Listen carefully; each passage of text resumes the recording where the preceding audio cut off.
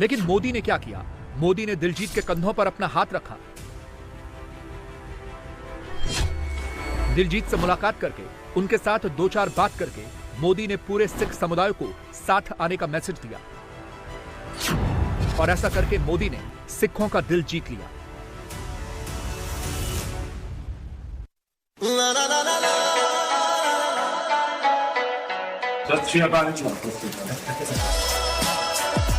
हिंदुस्तान के गांव का एक लड़का जब दुनिया में नाम रोशन करता है तो अच्छा लगता है। आपके परिवार ने नाम दिलजीत रखा तो आप जीतते ही जाते हो लोगों को। हम पढ़ते थे कि मेरा भारत महान। जब मैं भारत घूमा ना जी पूरा तो मेरे को पता चला ये क्यों कहते हैं मेरा भारत महान। सचमुच में भारत की विशालता एक अपना शक्ति है जी। हम लोग एक वाइब्रेंट सोसाइटी है।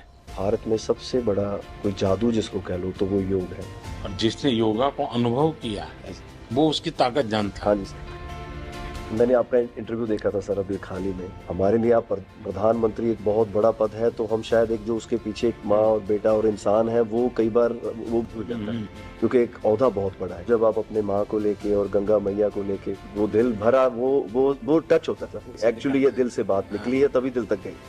ओ कहंदे किथे है तेरा रब दिसदा ही नहीं, मैं कहा अखां बंद कर ध्यान तर महसूस कर, गुरु नानक ता अंग संग है तू ही बस गैर हाजिर है, गुरु नानक गुरु नानक गुरु नानक।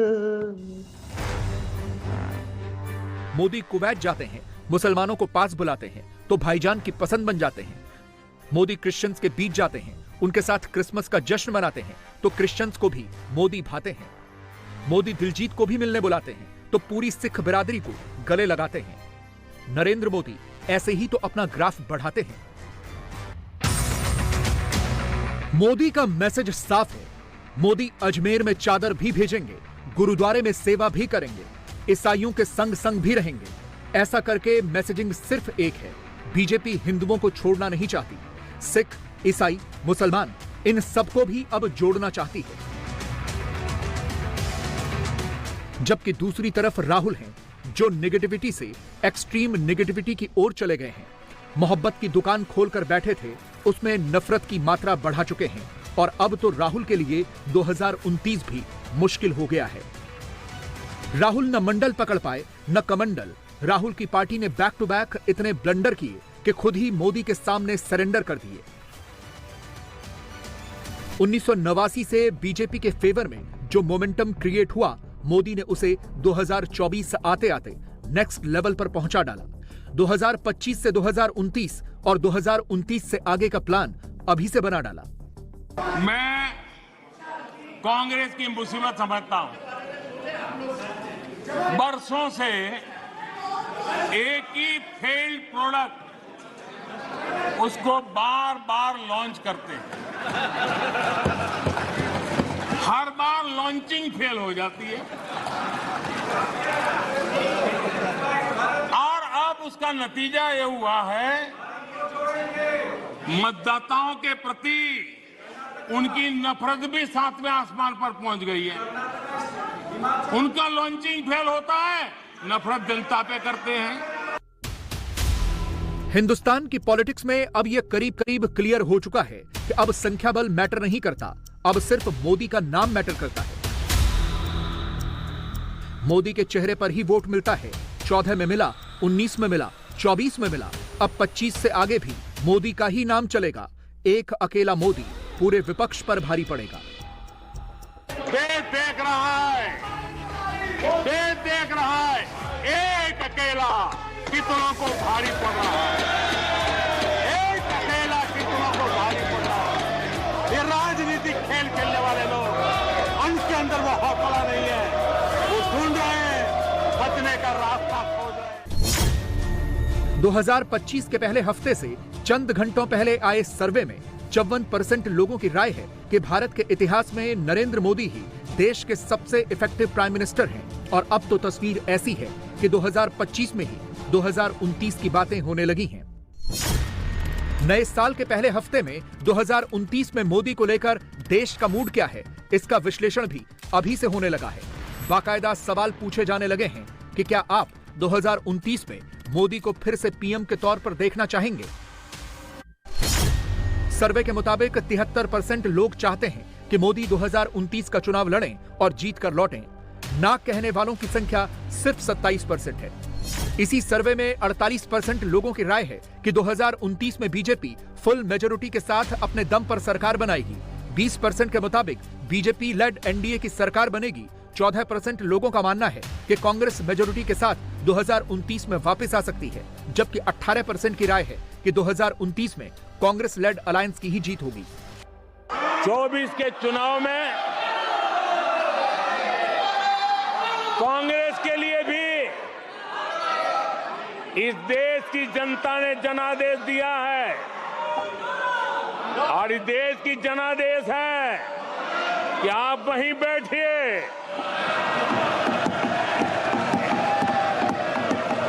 विपक्ष में ही बैठो और तर्क खत्म हो जाए तो चीखते रहो, चिल्लाते रहो। कांग्रेस के इतिहास का ये पहला मौका है जब लगातार तीन बार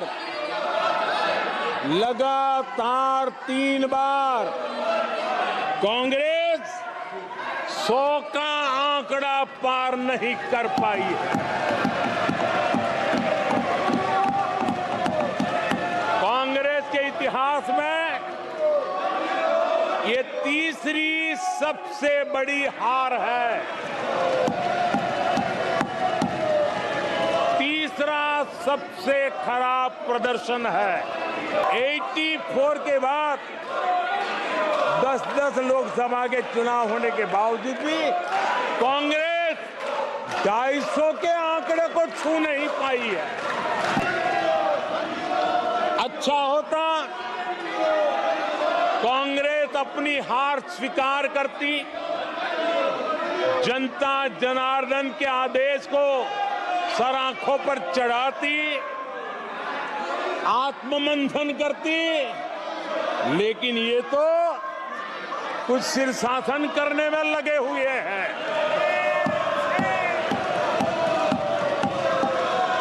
और कांग्रेस और उसकी इकोसिस्टम दिन रात बिजली जला करके हिंदुस्तान के नागरिकों के मन में ये प्रस्थापित करने की कोशिश कर रहे हैं कि उन्होंने हमें हरा दिया है। कल बच्चे का मन बहलाने का काम चल रहा है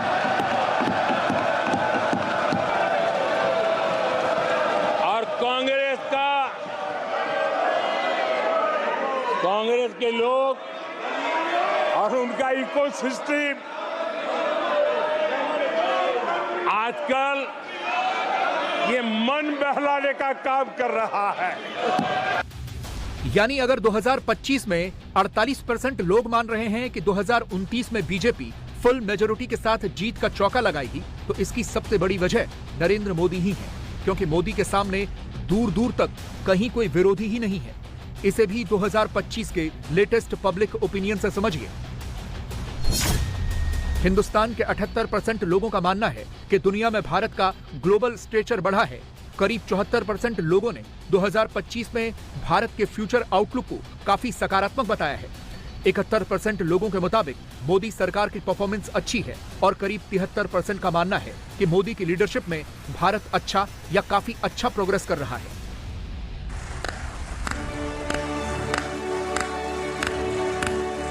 मोदी इस मोमेंटम को 2025 से 2029 तक बरकरार रखेंगे और इसी के दम पर वो 2029 से आगे भी जीतेंगे। और ये कैसे होगा, इसे दुनिया की टॉप सर्वे एजेंसीज में से एक गैलप के एक डेटा से समझिए। गैलप के मुताबिक 2013 में जब यूपीए 2 की सरकार थी, तब भारत के 56% लोगों को देश की सरकार पर भरोसा था, लेकिन मोदी के पीएम बनते ही इसमें इजाफा हो गया। इस वक्त भारत के 82% लोग मोदी सरकार पर भरोसा जताते हैं। 14 और 19 वाले पहले 2 टर्म में भी मोदी पर लोगों का भरोसा कभी 69% से नीचे नहीं गया और 19 से 24 तक मोदी पर लोगों का कॉन्फिडेंस लेवल 80% के आसपास ही रहा। गैलप के इसी सर्वे में 73% लोगों ने मोदी की लीडरशिप को अप्रूव किया और मोदी की ये अप्रूवल रेटिंग कभी भी 70% से नीचे नहीं गई है। इसी से पता चलता है कि 2025 में भी देश को मोदी के थर्ड टर्म पर फुल कॉन्फिडेंस है, विपक्ष पर नो कॉन्फिडेंस है। न 14 में था, न 19 में था, न 24 में हुआ और शायद 2029 तक भी यही पैटर्न देखने को मिलेगा। भारत के लोगों का कांग्रेस के प्रति नो कॉन्फिडेंस का भाव बहुत गहरा है। तमिलनाडु में कांग्रेस की आखिरी बार 1962 में जीत हुई थी। 61 वर्षों से तमिलनाडु के लोग कह रहे हैं कांग्रेस नो कॉन्फिडेंस। तमिलनाडु के लोग कह रहे हैं कांग्रेस।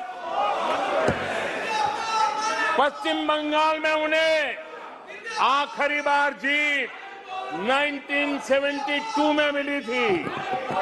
पश्चिम बंगाल के लोग 51 सालों से कह रहे हैं कांग्रेस कांग्रेस।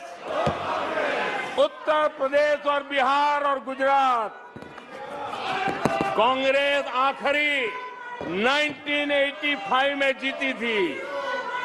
पिछले 38 वर्षों से वहां के लोगों ने कांग्रेस को कहा है, वहां के लोगों ने कांग्रेस को कहा है। त्रिपुरा में उन्हें आखिरी बार 1988 में जीत मिली थी। 35 वर्षों से त्रिपुरा के लोग कांग्रेस को कह रहे हैं कांग्रेस कांग्रेस।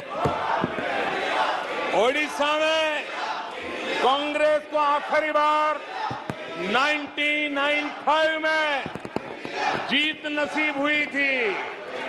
यानी ओडिशा में भी 28 वर्षों से कांग्रेस को एक ही जवाब दे रहा है। उड़ीसा कह रहा है नो कॉन्फिडेंस कांग्रेस। नागालैंड में कांग्रेस की आखिरी जीत 1988 में हुई थी। यहां के लोग भी 25 वर्षों से कह रहे हैं कांग्रेस कांग्रेस। दिल्ली, आंध्र प्रदेश और पश्चिम बंगाल में तो एक भी विधायक खाते में नहीं है। जनता ने कांग्रेस के प्रति बार बार नो कॉन्फिडेंस घोषित किया है। नरेंद्र मोदी दुनिया के इकलौते ऐसे लीडर हैं जो कोई ट्रेंड लिखते नहीं हैं। नरेंद्र मोदी खुद ब खुद एक ट्रेंड है। मोदी खुद ट्रेंड सेट करते हैं। मोदी खुद एक नई हिस्ट्री क्रिएट करते हैं। और मोदी जब ऐसा करते हैं तो मोदीज पोलिंग डोमिनेंस वाली हेडलाइन बनती है। थर्ड टर्म में मोदी के तीसरे अवतार की बात होती है। देश के डिफेंस फोर्सेस के बाद हिंदुस्तान के लोग अब अगर किसी पर सबसे ज्यादा ट्रस्ट करते हैं तो वो प्राइम मिनिस्टर ऑफ इंडिया ही हैं। एक लाइन में कहें तो जो चुनौतियों को चैलेंज के तौर पर लेके हर काम पूरा कर चुका है और हिंदुस्तान की सियासत में अपनी लेगेसी की अमिट छाप छोड़ चुका है, उसका नाम नरेंद्र मोदी है, जिसके टक्कर में कहीं पर कोई भी विरोधी नहीं है। 2029 तो क्या, उससे आगे भी सिर्फ मोदी ही है।